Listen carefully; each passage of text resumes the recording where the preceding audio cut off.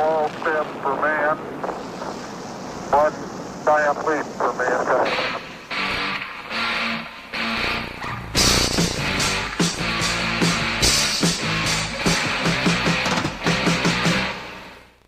In the 1980s, rock didn't just get louder, it got visible. And once music became visual, the bands who could sell a chorus with a silhouette started ruling the world. Welcome back to When Classic Rock Ruled the World. Here's the turning point. MTV launched August 1st, 1981, and made music a 24/7 visual medium. I want my MTV! I want my MTV! I want my MTV! That shift changed what success looked like, literally. Now, hard rock had to win on two fronts.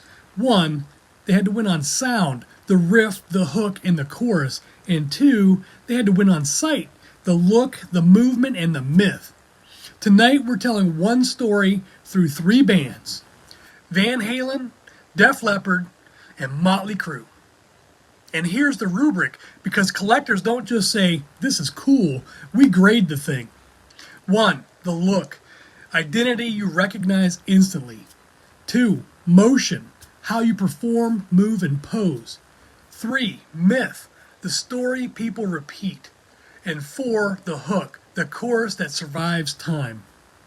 MTV didn't just reward songs, it rewarded packages. The bands who learned that became unavoidable. Let's start with the band who made hard rock look like joy. Van Halen. Van Halen formed in Pasadena, California in 1972 and became known for their energetic live performances and Eddie Van Halen's virtuosity. Their classic era ran from 1974 through 1985 with Eddie, Alex, David Lee Roth, and Michael Anthony. Their early success built the foundation, but MTV-era dominance required instant recognition. Van Halen started as a Southern California club band and ended up rewriting the vocabulary of hard rock. Formed in Pasadena in 1972 around brothers Eddie and Alex Van Halen, the group's classic lineup locked in with singer David Lee Roth and bassist Michael Anthony. And their 1978 debut hit like a flashbulb. Big riffs, bigger swagger, and Eddie's revolutionary brown sound guitar language. Across the early 80s, they became an arena-level phenomenon, but it was 1984 that turned them into a full-on pop culture force. Hooky, synth-laced, and built for the new visual era, with Jump becoming their defining crossover moment. Van Halen's genius was contrast, athletic virtuosity that still felt like a party, and precision that still sounded dangerous. Eddie's two-handed tapping and custom-built tones inspired an entire generation of players, while Roth's vaudeville frontman persona made the band camera-friendly long before brand became a music industry term. That mattered because MTV didn't just reward songs, it rewarded personalities who could sell a chorus with a grin, a jump, and instantly readable silhouette. In 1985, the band pivoted dramatically when Roth left and Sammy Hagar stepped in, launching the Van Hagar era and a run of #1 albums that leaned into melody, keyboards, and stadium-size uplift. Later decades were defined by reunions, resets, and the mythology that follows any giant act, shifting chemistry, rotating vocalists, and fans who debate eras like sports seasons. A late career return to the Roth lineup created one more chapter, proving the catalog still had lift even in a changed music business. Yet the through line never changed. Van Halen made hard rock feel joyful, kinetic, and impossible to ignore. Between Eddie's invention, the band's pop instincts, and their ability to translate raw stage electricity into MTV-friendly moments, they didn't just survive the 80s, they helped define how hard rock looked, moved, and conquered the mainstream. Their videos and live footage captured a rare mix of musicianship and humor, flash without self-seriousness.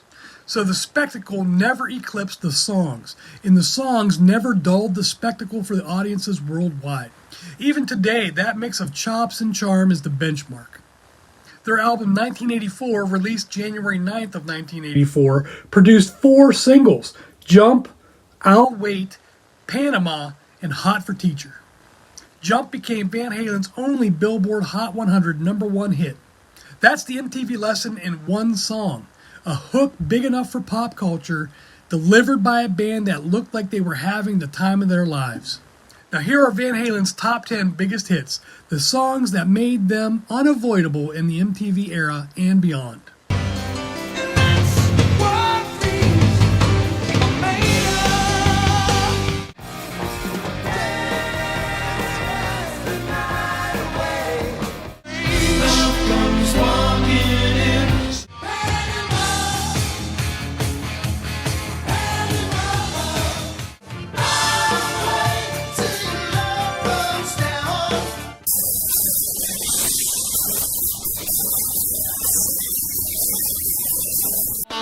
Come on, baby, finish what you started.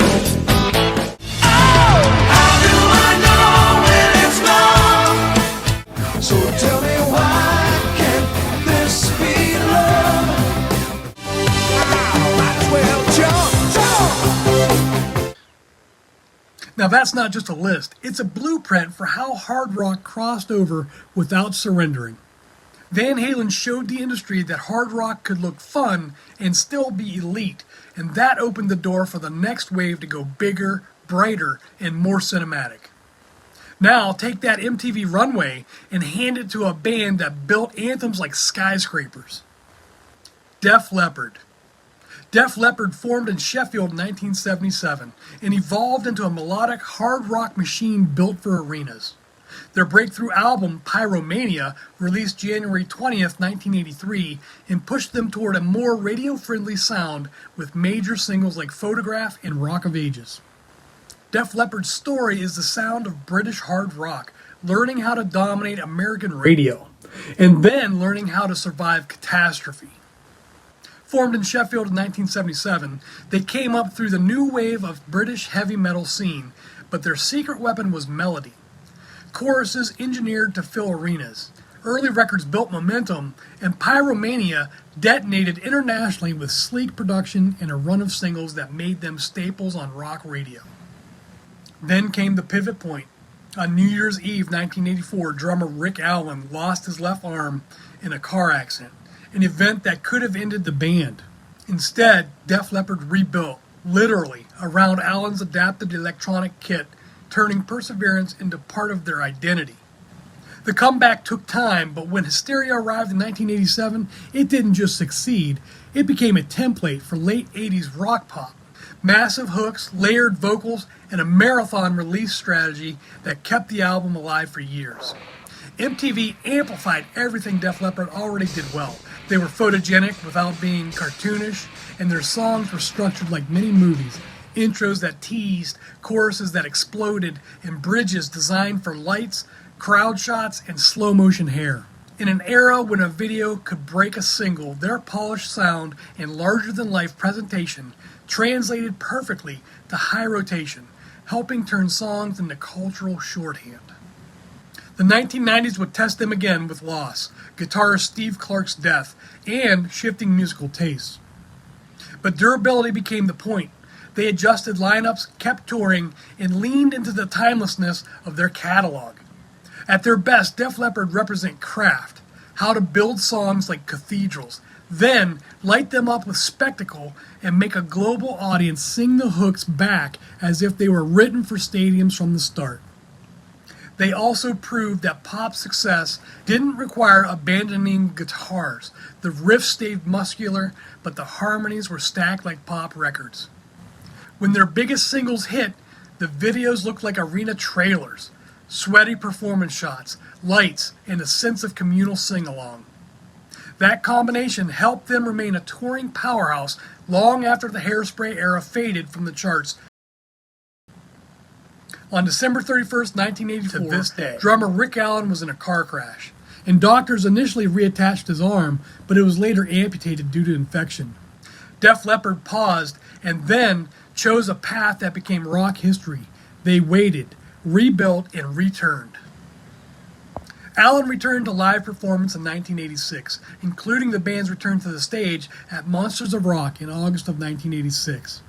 Then came Hysteria in 1987, with major U.S. hits including Love Bites, Pour Some Sugar on Me, and Armageddon It. Here are the Def Leppard tracks that defined the MTV hard rock era. Massive chart hits and the staples that never left rock radio. I'm sorry, but it's true. You're bringing on the heartache.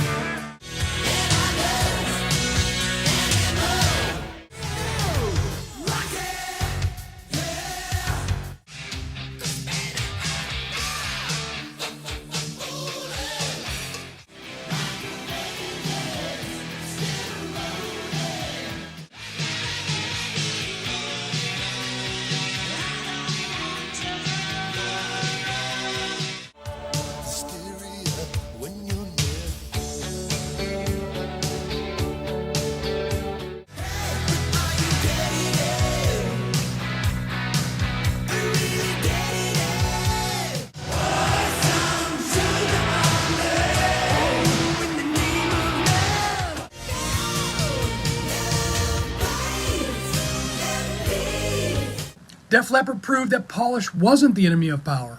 On MTV, polish was a superpower. Now, if Van Halen was the grin and Def Leppard was the craft, then Mötley Crüe was the headline that parents feared. Mötley Crüe. Mötley Crüe formed in Hollywood in 1981 and became known for their hedonistic image and elaborate live spectacle. In the MTV era, that kind of mythology wasn't a side effect, it was the product. Mötley Crüe is the band that turned the Sunset Strip into a global export.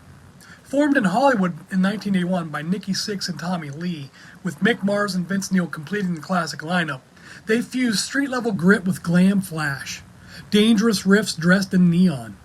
Early releases built a cult, and Shout at the Devil pushed them into the mainstream by weaponizing controversy, theatrical imagery, and a sound that felt like a late-night drive with the windows down and no plan for tomorrow. If Def Leppard were engineers, the Crüe were arsonists on purpose.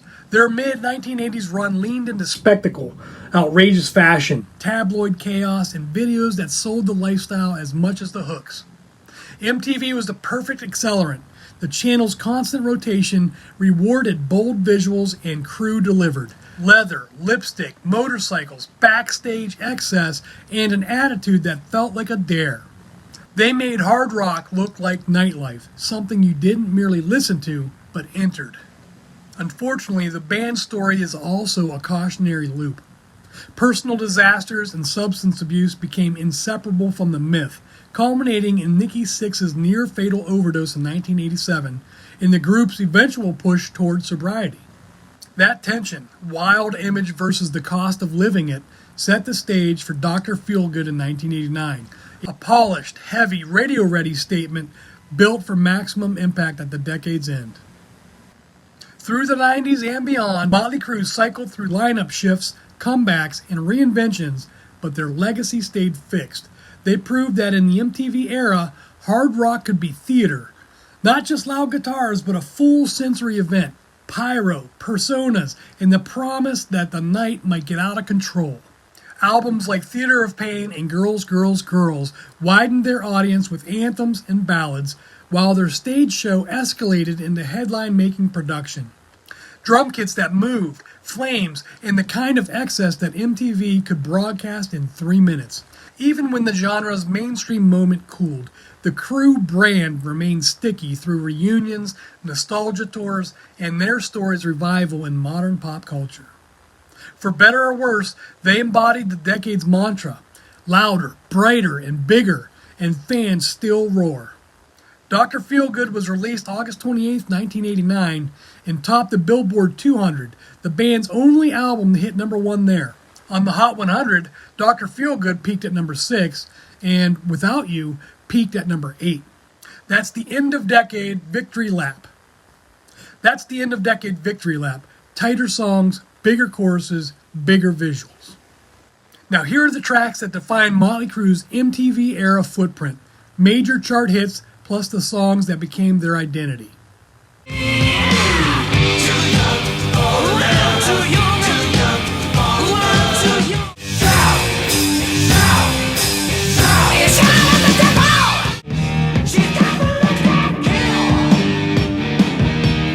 I'm on the way.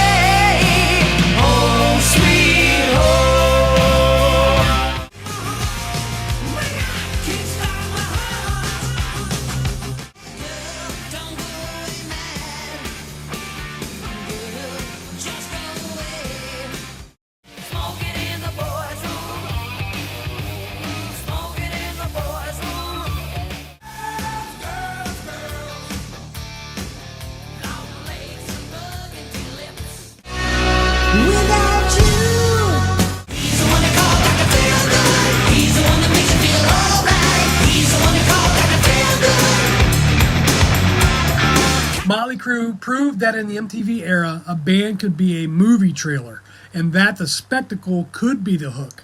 Now here's the loop. MTV rewards image and hook. Bands write bigger choruses and build bigger shows. Bigger shows create better footage, and better footage gets more rotation. And suddenly, hard rock becomes a visual sport. Van Halen makes virtuosity feel fun and mainstream, Def Leppard makes polish feel gigantic and communal, and Mötley Crüe makes danger in theater feel like the point. That's how the genre ruled the world. It learned how to look like power. So, did MTV make these bands bigger, or did these bands teach MTV what rock looked like? Comment below which band best mastered MTV plus the spectacle, or what's the one song you'd use to explain 80s hard rock to someone who wasn't there. Stay safe out there. I'll see you next time.